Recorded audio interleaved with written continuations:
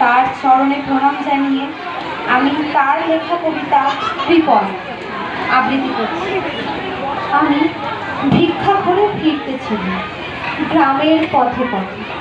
তুমি তখন চলেছিলে তোমার স্বর্ণরথে।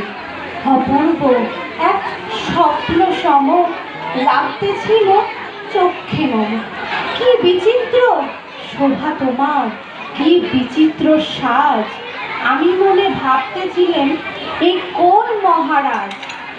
আজি শুভক্ষণে রাত পোহাল। ভেবেছিলেন তবে আজ আমারে দাঁড়ে দাঁড়ে ফিরতে নাহি হবে। বাহির হতে নাহি হতে কাহার দেখা পেলেন পথে। চলিতে রথ ধন ধান্য ছড়াবে দুই ধারে। মুঠা মুঠা কুড়িয়ে নেব নেব ভারে ভারে। দেখি সহসা রথ থেমে গেল আমার কাছে এসে। আমার মুখ পানে চেয়ে নামলে তুমি হেসে। দেখে মুখের প্রসন্নতা জুড়িয়ে গেল সকল ব্যথা।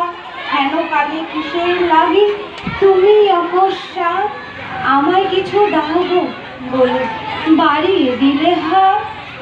মরি এ কি কথা রাজাধিরাজ, আমায় দাও গো কিছু। শুভ খরক কালের কালে রইলু মাথা নিচু। তোমার কি বা অভাব আছে ভিখারি ভিক্ষুকের কাছে। এ কেবল কৌতুকের বসে আমায় প্রবঞ্চনা। ঝুলি হতে তুলে দিলেন একটি ছোট কণা। যবে পত্রখানি ঘরে এলেন উজাড় করে, হে কি ভিক্ষা মাঝে